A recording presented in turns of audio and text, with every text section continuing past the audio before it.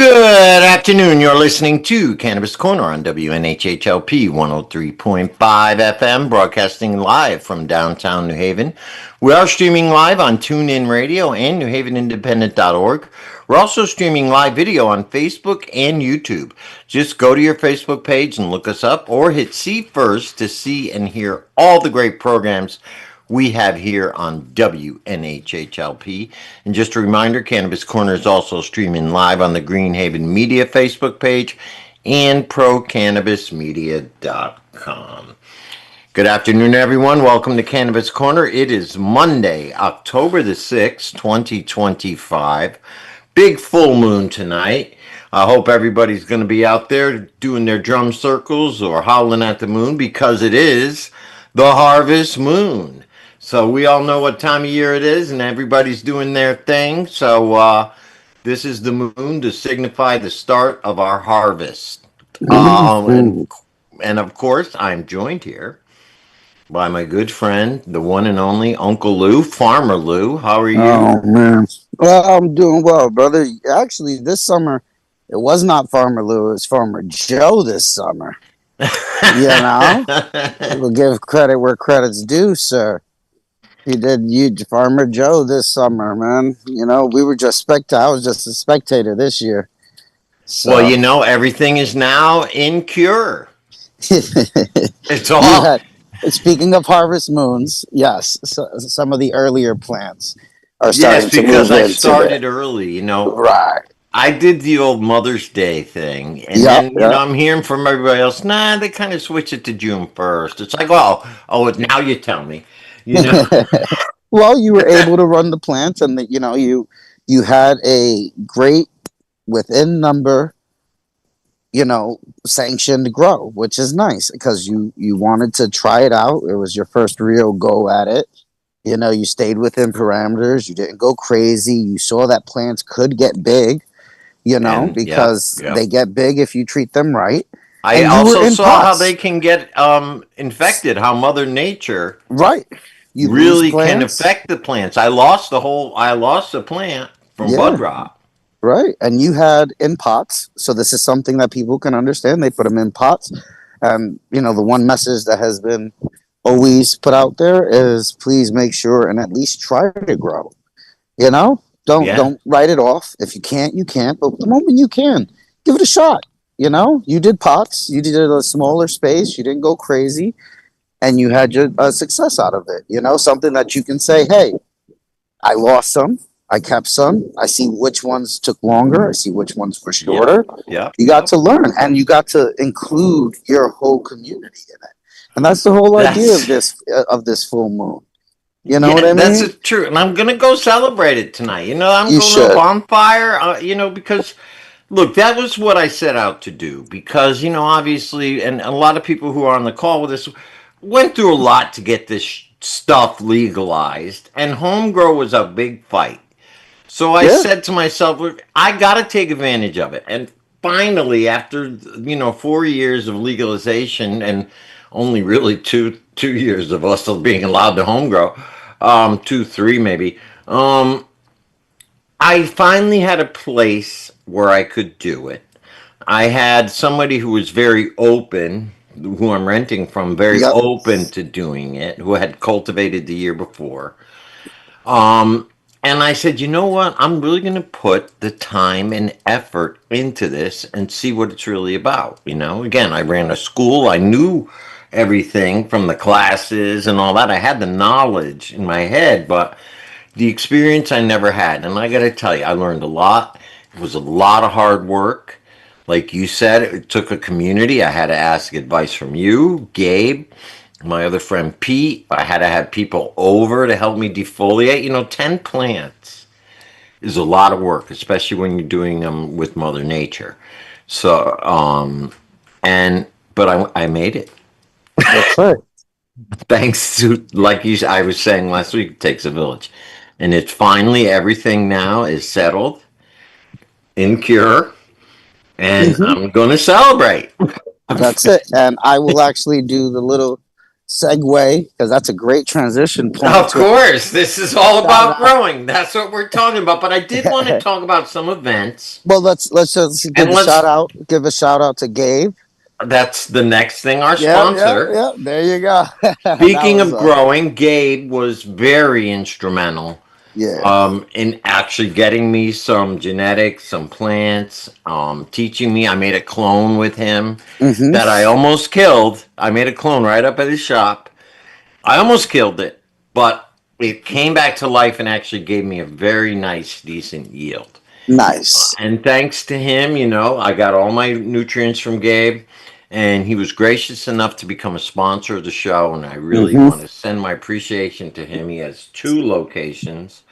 That is Metatron Homegrown, and he has one in Meriden and one in Orange. And Mm-hmm. he has everything there for your needs, and he splits his time between the two. So if you can't catch him in Meriden, you can catch him in Orange. And he's a wealth of knowledge. Once you get to know the guy, you realize he's been through it like we have. He's a veteran of the industry, and he's done all different kinds of things. But now he's settled into the growing, and he's got a great shop, great guy. He's our sponsor. We are co-sponsoring in a his grand opening in Orange on November 1st, and I was just over there this weekend with him planning it out, and we're trying to get different people to come down. He's got a great parking lot up there, so we're gonna have a pizza truck. Cannabis Corner will be there. We invited a lot of people, so we want everybody to show up in Orange at the Metatron Home Grow. That'd be November 1st for the grand opening. But this weekend we got Rolling Stoners, who we had on last week. Mm-hmm. Friday night, they got their big tournament over there in Hartford. Check them Mm-hmm. out, Rolling Stoners And that's a BJJ. great event, man. That really is something that's fun. Oh Um, yeah, oh yeah, it's interesting and it's fun and it's dope. So yeah. It that's is one that's though. fun. And Yeah. and they support cannabis, and there will probably be some vendors there, so it'd be good. If you're into MMA, believe me, Brazilian Jiu Jitsu is hard Yeah. hitting, very cool stuff. Yeah. Kimura this Saturday has a Thinking Mm-hmm. and Doing Day up there, and it's also her birthday. So let's shout out to Kimura, her birthday. They're doing a big camp out after that. So Beautiful. there's some nice things going on. Mr. Nice Guy is doing a pumpkin carving contest this weekend up there Yep. on Sunday. So if you want to have a busy weekend, Friday, Saturday, Sunday, there's things to do. Well, You and know? then but on top of that, Joe, I just want to give a big word out. If you're in the Hartford area, you're looking for any food support or anything, go on to Mercado Pop, and a lot of the local farmers have been putting things together. And Jocelyn's put together this great a CSA, a community supported agriculture box out of the Mercado Pop, the supermarket she's building up in Hartford. You know what I'm Right, talking right. about, She's been Jeff? working on that before she was even into cannabis. That's like her passion project. Right, but she's giving away free boxes. You got to sign up online. So if you just go online and look it up, just giving that a just shout it out. You know what Excellent. I mean? If No, this is the anybody's in time there. of year, right? It's harvest. People got Yep. their crops, their tomatoes, their eggplants. I know I got a bunch of them. Yeah. They're giving them out. You know what I mean? They can't eat it all. So it's very nice for that Jocelyn puts this stuff together. I know she puts a lot of the money that she used from the cannabis industry into Mercado. This is her passion project because she believes in feeding the community and supporting the community. So, yeah, we always got to support people from our community who are doing more in the Yeah. outward community, like we all are. We're all trying to do that, spread our wings out there and spread the good word of cannabis. But also, if we have some good fortune, we can spread it out into the mainstream community to let people know that we're not all crazy cannabis, stoners. Just a shout out to all the farmers doing all their harvest right now, all the different crops. Yes, Because yes. Bridgeport's there's a bunch of farms and agriculture out here in Shelton, and so we've really been seeing it. So big shout out to all the Bridgeport urban farmers. Yeah, Everybody doing their thing. yeah, absolutely. And we got the Harvest Fest coming up for Burn and Learn on the 25th. Bobby Nuggs is coming on next week. He's got Hexpo. So this is the time of year for fall festivals. And I wanted to, that could kind of segue into our guest today Let's go. because we're talking about growing. We're talking about the local grower community here, And people don't understand. It's kind of large. When there are local geneticists, people who have been doing it for years.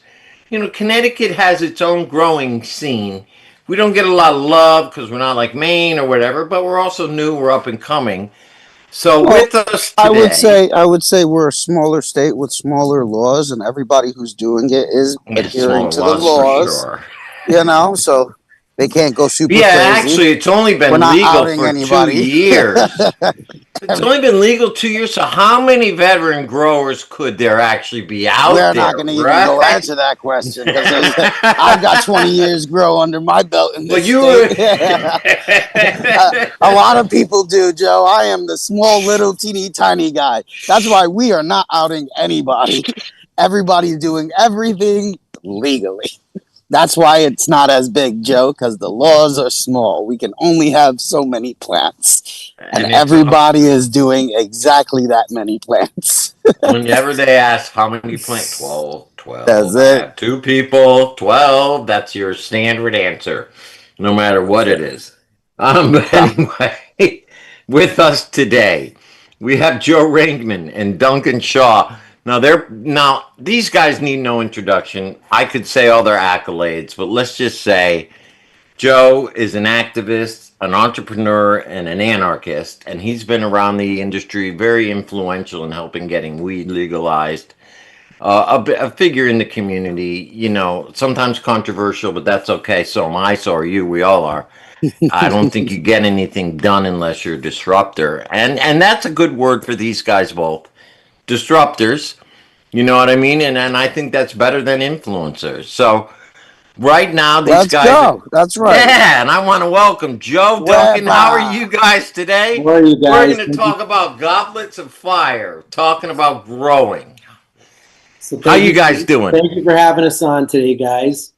We're really excited about this. Goblets of Fire is something that, I've been talking to many different people in the community for better part of a year now, and trying to carefully put together something, that could be legally compliant and something fun for the community and something that's non-biased and really looks to see what has come of the home grow culture in this state. There's a lot of different events going on and they all are great in their own right. But personally, something I recognized within those, grower type blue ribbon events was that a lot of times sponsors are the ones who are winning, or it becomes something that is,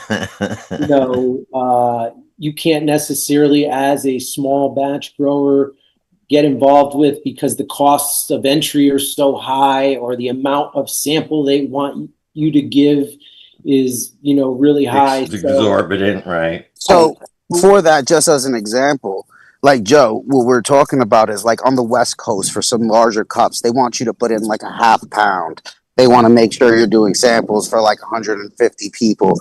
That's where it's larger. And what I'm hearing you say is that because of the space and have the intricate planning you got going on, you've had to make it so that it is 100% craft and boutique and work around a lot of those things. And like kind of cuts out the, I've always had taken issue with, and I don't, not saying it's not a great way to do things, but sending judges kits and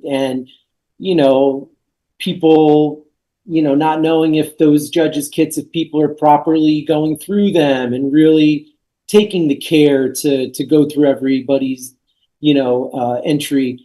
And I think that the way we're doing it is making a gathering out of it and bringing really reputable and really people we trust, that are, lectured when we ask them to take part in this as a judge, that this is a non-biased event. And this is all about, really finding those true gems and really just lifting those cultivators up and making them, realize and know that they're not forgotten in all of this corporate takeover, that there is, a culture there, and that we're here to harness that, and we're here to help you grow and bring the right people in so you have the right resources to make sure you're bringing the cleanest possible meds to your own table.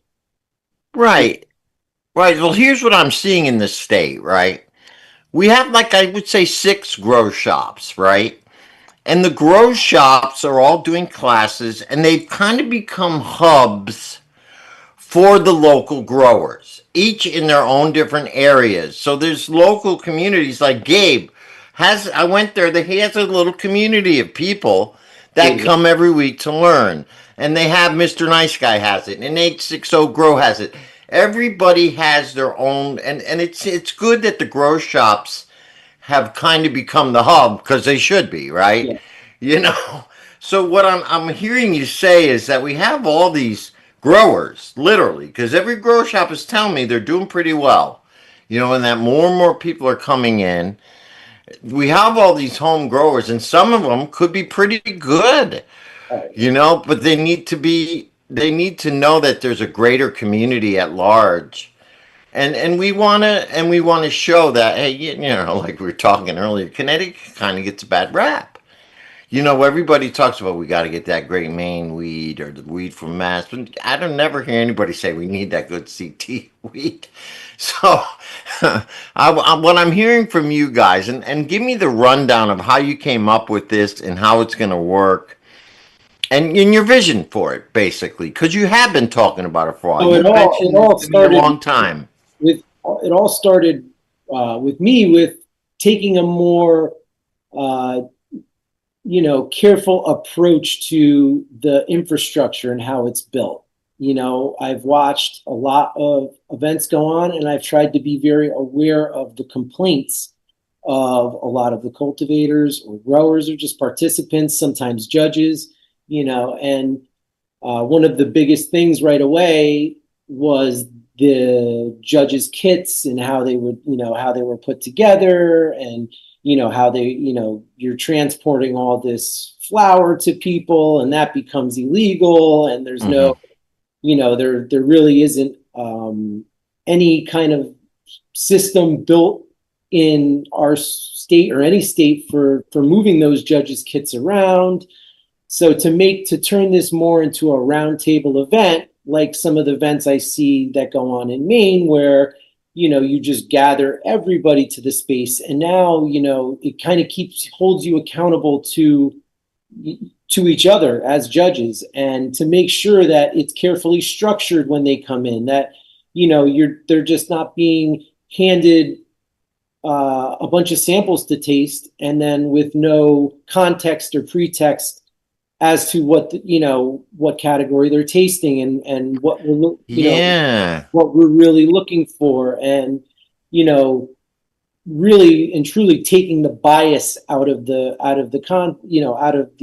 and I don't even like to call it competition or anything, because really and truly it's more like a conclave. May I throw something out there, maybe? Because all I'm hearing my silly logistical mind is, all I'm hearing is scientific method, non-bias.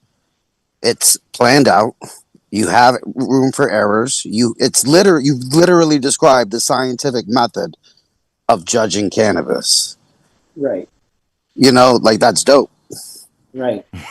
And it leaves the bias out. the politics of it. That's all of it. We're gonna, for instance, another thing is we're gonna highlight the judges, but I'm not. This isn't a money grab in any way. We're not looking for huge sponsors on it. We're not. A lot of this will come out of our own pockets to have this done. We had these beautiful goblets made that we paid for out of our pockets look at that, by Mary Meltz. They're all functional pieces. We want to make this. That's the prizes? Yeah, yeah. Yes. Oh, wow. Nice. Show that off. That's very different to it, and it's functional. Yeah. It's very those are not awesome. Just a trophy. Yeah, those are awesome. With fire on it. And then who did those, you said? Mary Meltz. Yes. So I know you have some of her beautiful glassware, and she's awesome as well. Very talented. Very, very, very talented. and that's it. And we're trying to, just like Mary Meltz and her partner Jake Lee, who is also a wonderful glass artist at Stoked, just like we had them put the goblets together, every portion of this event is is being carefully curated, so we make sure the right people are helping us build this up so we can have something that's from the community that kind of gathers all of those grow shops and communities and kind of combines them and really has a nice afternoon together, just going through the craft of our community as a whole. And the other thing, we're only doing 3 categories. We didn't want to include edibles because we are so unsure of how to really, how do you judge them? Especially if they're crafted, home crafted. And then furthermore, safety's number one with this event. So we don't want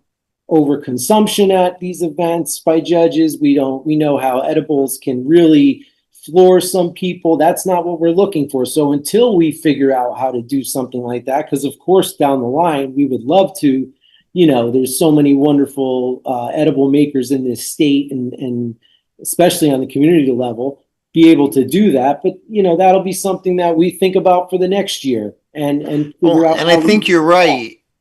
If you're doing home people, you really have to be careful about the dosing. Oh, And you really do. If you're telling somebody you're giving them a 10 milligram brownie, it better be a 10 milligram brownie because they're going to eat the whole thing. And what if it ends up being 50? And this is a judge, right? Joe? Yeah, go ahead. Joe, I've had that experience, and it was something that I was gifted a brownie. It was a great sized brownie. I was told it was like 100 milligram brownie. I warmed it up in the microwave, put a nice glass of cold milk together, drizzled a little chocolate on it, had a little bit of ice cream, cut it into 9 pieces, devoured all 9 pieces. And then I get a text message later, oh, I think they were actually 1,000 milligrams. Yeah. I was like, oh. And then you're out for a day and a half. I'm sure it was a problem, but I can't imagine for someone who doesn't eat edibles regularly, they're going to end up in the hospital because they're throwing up. I mean, there's, it's scary, and not that is the safer alternative when it comes to anything, but such careful care has to be taken with. No, you're doing great. Yeah, you were right about that. You say it could affect the judges. You're right. Yeah. And you got to start now. So you say you only got 3 categories. Pretty only flour, right? So it's flour and hash rosin because hash rosin in this state, it's become quite the craft amongst the community, and it's been totally left behind in the industry. So, I feel I want to make sure that we're highlighting, these great washers. You have people, there are quite a few people in this state that have a really good understanding of hash making in general, and I wanted to. You're 100% right on that. Yeah, like that's. Yeah, sorry. It was just that hash has been left. All parts of it has 100% been left behind in the adult use market, even with the super failed attempts in the medical side to put out product. It's just not coming out, and it's one of those things when you just look at the product, the price point, and then you go, any mediocre hash maker beats this out of the water. And then there are some people that put out some fire, and it's small batch, and it's never the same stuff, and it's always washed right, and you can literally, and that's what the legal market in Connecticut is completely missing. Great concentrates. It's so true. It's so true.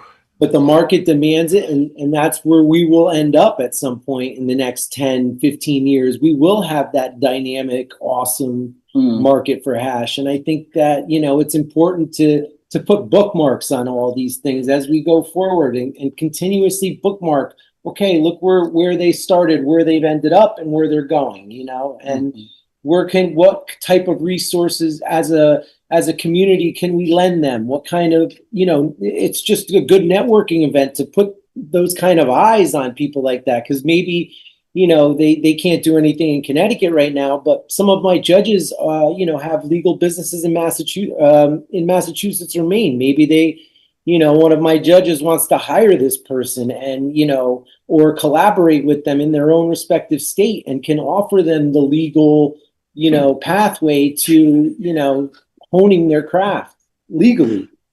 And to make it clear, I think out of all the things you can use, let's say your trim or whatever from your home cultivation, I would say hash is probably the safest.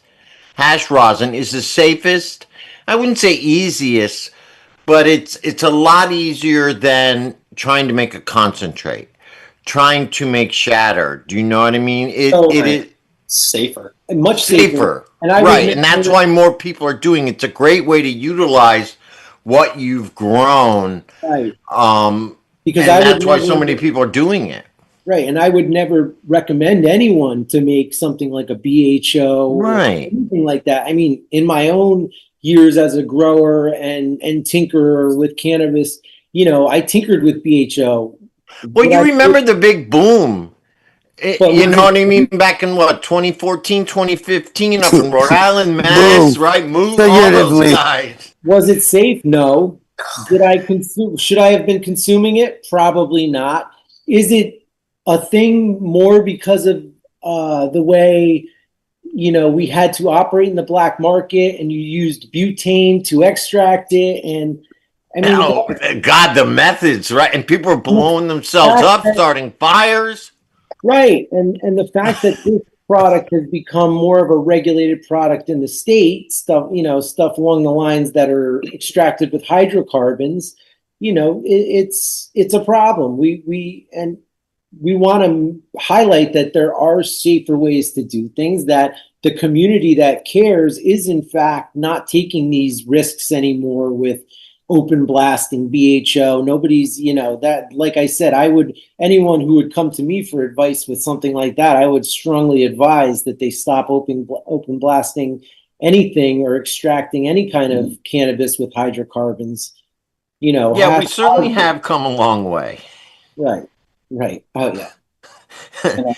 I mean, I remember pressing with a hair curler. Do you remember that, pressing the rosin? Right. And Lou, you earlier, you guys touched on sort of the concept that like the small limiting laws here in Connecticut. So as other states have opened up, as we've seen the community and the culture evolve alongside regulated markets in more synchronicity, it almost feels like here in Connecticut, it's been a little bit of the opposite, but that's why events like this are such an important reminder to the people who are devoted to the plant, devoted to their craft, devoted to making higher quality medicine, and that there is support. While it might not be in the regulated market right now, hopefully Well, it'll change. you said it right there. You can regulate the price, you can regulate the sale, you can regulate the potency, you can regulate a lot of things to try and control it, but you cannot regulate the community. You cannot regulate the people who really care about the plant. And this is what it's been my message since the state has just turned this thing into a quagmire, that we we have to focus on our community and growing our community and supporting each other, because the state is not. The state didn't support any of us to get into the industry any easier, even though we created the whole freaking foundation for it. So it's important, and events like this are more like a way to take, like I was saying earlier, the little pockets of growers, people who may not even know each other, that go down here to the one in Waterbury, and then there's the one in Hartford, and down here in Orange and Meriden, to come together and showcase what they've grown. Some people are geneticists, right? How many? We know local geneticists here in Connecticut, but how many people actually know of them? Do you know what I mean? And it's important that we get together and share. You know, that's what it's going to be about, right? Sharing your harvest, what you grew this year. That's how the craft beer scene all over New England really thrived, was people gathering. It started with uh, up in Vermont. They would gather around the little shop where they were making heady topper in a garage, and then other guys Yep. came in and we're talking about, oh my God, this is the tastiest little brew ever. And before you know it, those guys were mimicking things that they were doing in house there to create more great beer, another another garage. And then before you know it, they created a small scene that required, some This is very true. And I think part of it was when they got together and kind of formed an alliance. They had a hard road, and I always have akin this to cannabis. The craft beer industry now, it is pretty thriving and well accepted. But in the beginning, they had a hard road to fight, and it was because they were able to, and they had the liquor industry against them, just like we did. You know, they had a hard road to fight, but it took them quite a long time, but they got together and did it. right. You know, and ideally, it'd be nice. I mean, we have activists and we have, different things, but it'd be nice if there was growers who would get together and almost like, what can we do better? How can we enhance or to expand the actual cultivation market? That's what it's about, right? It's about building this community, and not building around the chance to make sales or to sell something, but to build things around honing the craft. And sharing Right. experiences, just Right. like your summer experience. Yeah. I think that's a part for every home grower to understand that, like, it's really hard. It's just at minimum there's a 60% failure rate. Be prepared to kill plants that you've spent Yeah, I hated it. hours and hours and hours on. I hated it. Yeah, Yeah. I hate it too. It was like I lost a few plants myself, but that's a part of the process. Some of it, the plants just die. They're not strong enough to, Right. Genetics. Yeah. genetics, right? The growing environment. I like to grow outdoors. The sun is free. Cannabis Mhm. does better. But There's the bugs. right, the natural occurrence that if you notice powdery mildew or bacteria or mold, it's your responsibility to kill that plant. And unfortunately, those growing procedures don't always translate into larger operations. So, I Yeah, think we as home growers, we're not looking to make a profit. It hurts, yes, right. because you got to start from scratch. It's not. But that underscores the merit based experience to this. If you want to say you grow good weed, then you earn it. The plant's going to make you earn it year after year after year. You don't just come right out the gate and you can do it like a light switch. Whether, you're making your own fertilizers and amendments or working with, the great people, soiler makers. Soil makers right here in Connecticut, right? I use There's this. so many Connecticut companies. There's nutrient companies here in Connecticut. We're hoping to gather, and I hope you guys can make it down over at Metatron Homegrown on the 1st. So All the different Connecticut vendors that he buys from, soil makers, there's 360, nutrients, I think it's called 365. Want to bring him down? He's buying from him anyway. Let's all get together. These people are right from our own backyard, and they're making nutrients. They're making that kind soil. of that kind of leads to the next thing about this. And I've been talking to Duncan about this, and I'm glad that I have Duncan, that we're organizing this, and that I have somebody that is so entrenched as Duncan has become in different parts of the community, the soil makers, the different Geneticists. He holds those events all the time for the seeds and clones.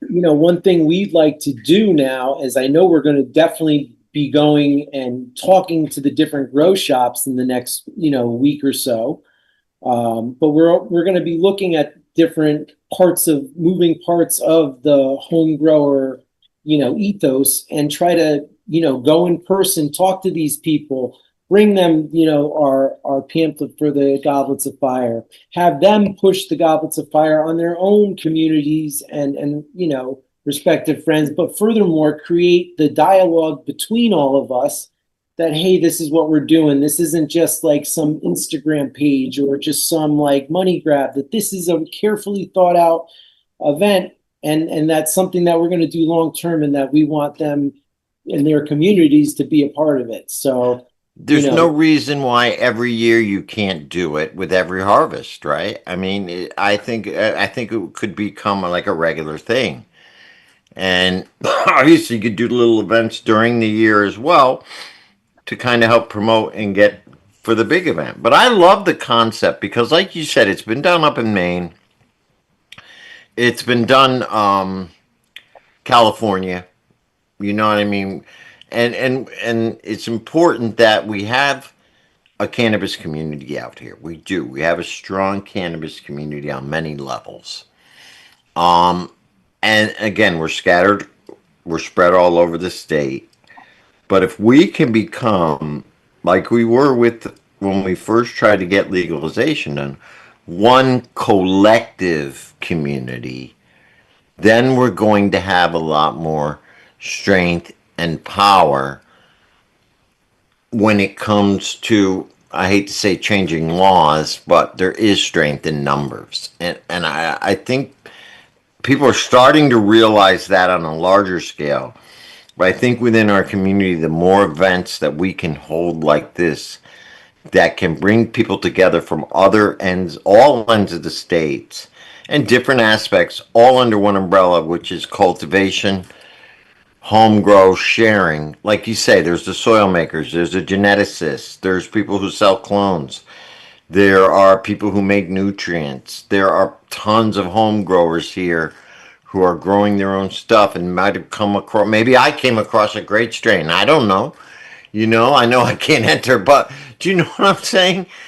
Who need to be exposed and need to know each other because we can help each other.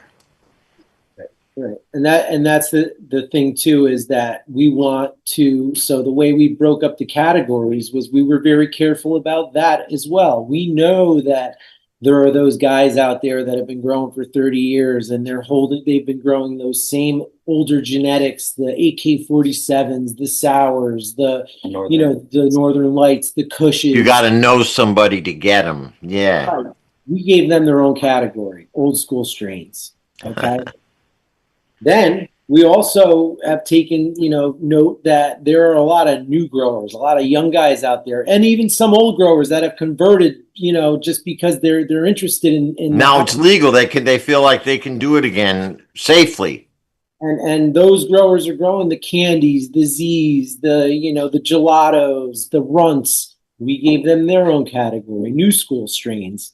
Because that's something that I've seen personally in a lot of these different events, is that the hypier, newer 5-way hybrids are just always winning. The Z's are always winning. The Skittles are always winning because they have these great new wow factor terp profiles that you're just like, holy shit, I've never smelt this before.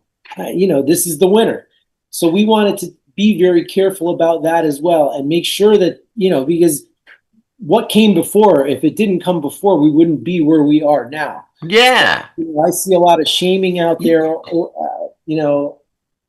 that directed at older cultivators holding on to, that are growing strains that others maybe feel are outdated. Or I feel that these guys are a key to success for any grower, because they have all the experience in the world.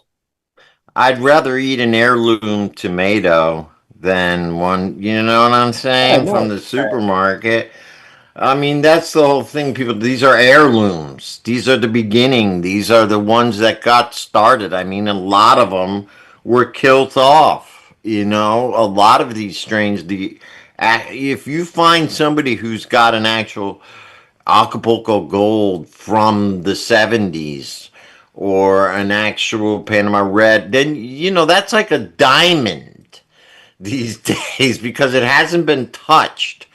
It hasn't been crossbred. And it may have less THC, but guess what? It's probably a better balanced plant. And Right. if you can grow it a little bit better than we did back then with all the seeds and all, then more power to you, because then you're going to have something good. And like you said, these people are here in Connecticut. Right. And They that's are here. Now, is this open to only Connecticut growers, or are you so opening it up to other people? it's a regional event. So, if we're looking for any New England growers in general, Okay. Any kind of restrictions? Like obviously you're not going to let dispensaries like other yeah, this is not an event. competitions do it. This This is is a small strictly event. for home growers, right? Right. This is a smaller event. We're not, this is not for the regulated market. We are, like I said, we're looking for home growers and small craft batch type growers. Um, and in terms of it's open to the region, New England, Connecticut. So now you have a specific way people are got to sign up, right? Right. And then the So reason we're having you on is because you opened up registration on the 4th. So you have plenty of time to get your stuff in, so you right? have until November 15th. Okay, so over a month. Yeah. Yeah. And in terms of the registering, I'm going to just push everyone to follow Goblets of Fire Instagram and find the Google Doc online, and it'll explain exactly how Yep. to go about the registration. Um, And I posted that in the event for this show, so if people want to go to that too. That link is in there. The Google Doc is in the Instagram profile, like right at the top. Right. And you just click on it, it brings you right there. So registration is free. And then for intake, for submissions, Yeah, how much do you got to give? so $25. Oh, that's great. And so you asked about restrictions, so to speak. We don't want one grower to do 10 submissions for old school, 10 submissions for new school, and 5 submissions for hash rosin. one each. You want the best. One each category. We want your very best efforts because, at the end of the day, that's what the community deserves. And we feel strongly that the small craft batch cultivators, hash washers, everyone's going to really show what Connecticut can be made of. Right. So, Yeah, it's a showcase.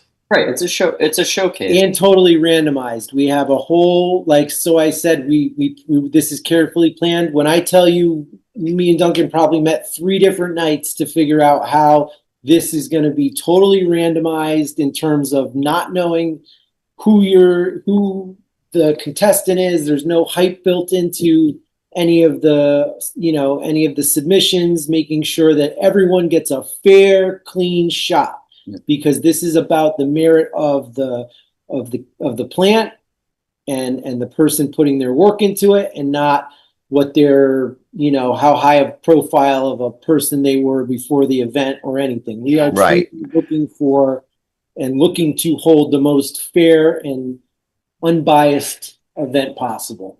Now, will there be some sort of testing involved? I mean, in other words, are you going to trust the grower to make sure that there's not mold? I mean, or will there be testing? As organizers, we have the right to refuse any submission. Okay. We're going to be inspecting upon, intake and such. And this year we're not having these tested. We're going to look into next year for doing that. But the way I figure it is, a lot of I didn't want to kind of slow down the process by bringing in that new function of having to now transport things to a lab, or so we're going to look into that for next year. But this year, to keep the costs low and to get some beginners in, intermediate growers in, was to do it the way we're doing it, and we're not going to be testing the submissions this year. You as the promoters, right? But no, I don't think people. There are new methods out there that grow shops have that can check for contaminants and mold on a small sample. Am I right? Yes, there are different machines that they sell that they do sell retail to consumers that check that. You know, when we go and talk to some different folks, I'm going to be going by to see Gabe this week. I'm going to go Good. stop with Mr. Nice Guy. I'm going to be looking for their input too. So if there's something that they can add to that and help us with that, we'll do that. Like I said, Right. before, this is a very DIY approach to this, non-corporate. You know, we're not keeping that outside influence out. So like anything else, we've kind of taken that, you know, very safe approach to things by not getting these people involved or companies involved that also are, you know, working in the regulated market, you know, Right. just to keep things off the radar in terms of that. Well, there are other cups they can go get involved in, you know. But like I said, that is not, this is This is not a cup. This is a conclave, right? That's a goblet, a goblet. a goblet. And you know, there's room we know that there's going to be room for improvement from this year to next year. And I'm sure that was something that Duncan has pushed from the beginning. And, you know, we've discussed it several times and tried to figure out how we could keep the first year's costs down and do that, you know, because it gets very cost heavy once you bring in the lab testing and such. And I thought it was very important this year to just keep it low because I wanted this to be.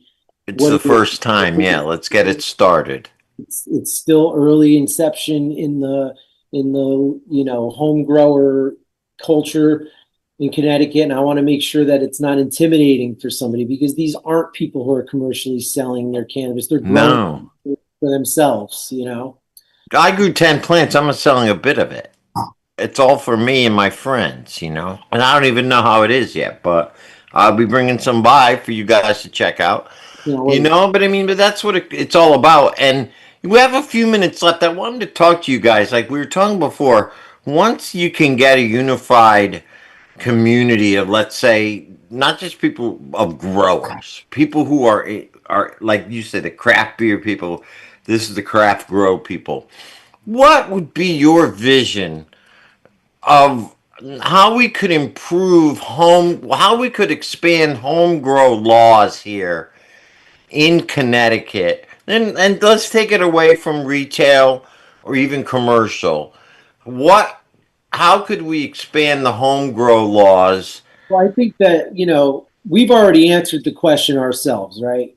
We kind of live in this, within cannabis, this almost, you know, you have to act like things are a certain way. But let's not take away from this already goes on. How do you expand home grow? Well, the caregiver system is what truly expands home grow. You know, Outdoor. Cannabis is different than things like beer, then things like, you know, well, a lot because it has the whole medicinal aspect of it, right? The community aspect of it. It's something that comes along with cannabis because it's been underground, because it's been illegal. These groups of people formed for years. Okay. Now that it's become legal, these groups of people, they still form, you know, in the shadows, but parts of it you see, and recognize that's out there. Well, that is something that the state continues to not want to recognize that is out there. Exactly. That a lot of these home growers are taking care of medical patients, are the, you know, the ones that are really coming through at 10:30 at night when somebody's in absolute pain and there's nowhere they can go. Dispensaries are closed. Well, guess what? They're leaning on that home grower they've known for 20 years. I don't think they understand that aspect of it at all. I think they understand it. I think it's hard to regulate that too on a scale that Connecticut would like to regulate it. Connecticut very based in keeping things away from children, keeping things off our roads. So they say. At some point, we will figure out a happy medium there.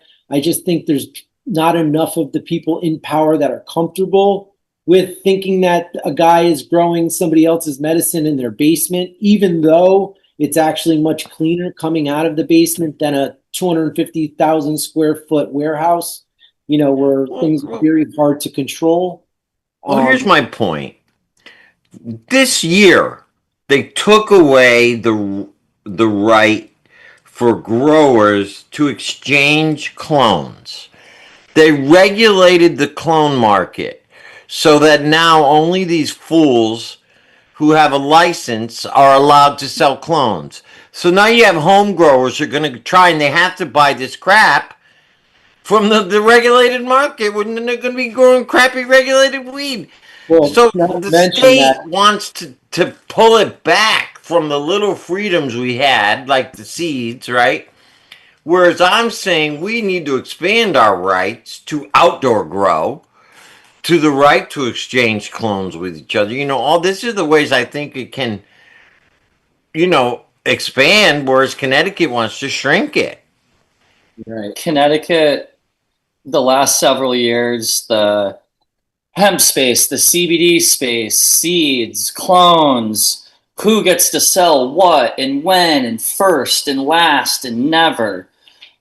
What this is doing is further highlighting the many extensive years that advocates have been going to the Capitol to say there is a better pathway. There is a happy medium where there's safety and regulation and children aren't exposed and there's all these parameters. But the state has just continued to double down to say, we're going to try and figure out a way to control everything. And right.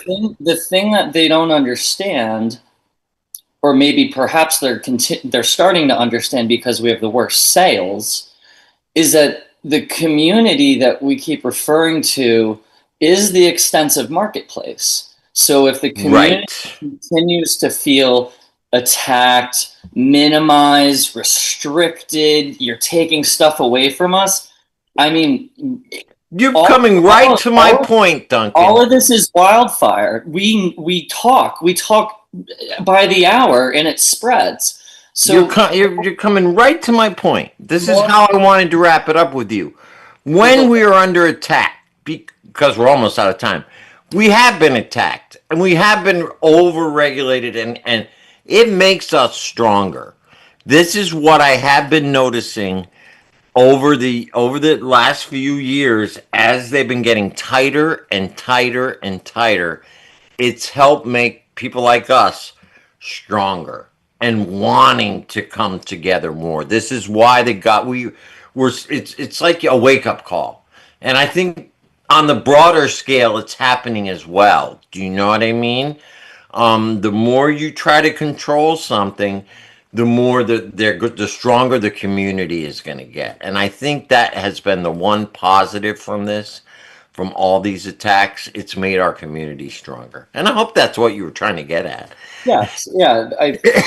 The long and the short of it is, I don't think the state's going to create more community-focused, inclusive laws. Nope. Until they really understand they've exhausted their avenues.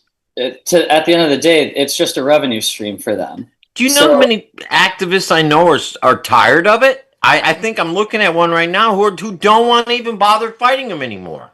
It's like, screw you, we don't want to fight you, we're just going to do our own thing. The other thing is they start to target you too as a citizen. Yes. When you do that, you're like, holy shit, like I just got arrested for this or fined for this, and I mean, why? Yeah, doing that to others. So why? It's some Gestapo stuff. I mean, they're targeting smoke shops and glass places, for example. Yeah, and grow shops. Gabe tells me he gets visited all the time. For what? If that's their priority, like, so if the products aren't up to snuff and the marketplace isn't doing well, it seems like the state feels like they're going to fill their coffers by enforcement against the very marketplace they don't understand, let alone aren't benefiting from. So the more and more they take away from us, the further they're just hurting themselves with evolving this industry, showing not just Connecticut residents and patients that they actually respect the power of the plant and the community that in existence. But I can't wait for national advocates to start targeting Connecticut. Right. All right, we got to get going. I just got the word. Guys, I'm sorry to cut you off, but I got the word from the producer. Tell us the social media real quick, the website, how we can get involved in this stuff. Goblets of Fire 420 on Instagram. Follow Goblets of Fire 420 on Instagram. You'll get all your info on there. We're going to be going to all of the grow shops in Connecticut this week. We're going to be dropping off plastic info pamphlets. QR codes. Yeah, with the QR code. I was going to say that.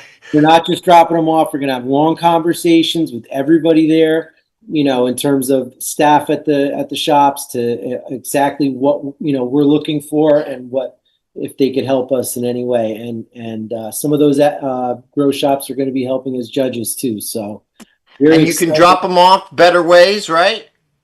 Better Ways. Give yourself a plug, Duncan, at Better Ways, sure. real So quick. For the entry, once you've registered, and your submissions are ready. That's why we pushed it to November 15th, so people could harvest, cure, trip, not feel rushed. So we will be accepting submissions at Better Ways and then Drip House in Handon. Yep. Okay. And people know all about that. All right, guys. Thank you so much. Thanks, Barry, you can hit the music. Love you guys. Love being a part of the community with you. You know what I mean? Thank you for everything you do. Peace and love. Goblets of Fire 420 Instagram. All right, Harry, let's go. Like, share, subscribe. You can follow me at Joe the Weed Guy or at Green Haven Media. Thank you to our sponsor, Gabe at Metatron Home Grow. Thank you, Uncle Lou. We'll see you all next week with Bobby Nuggs on the air. I love you. Peace and love. Keep the faith. Spread light and love, but always be ready to fight.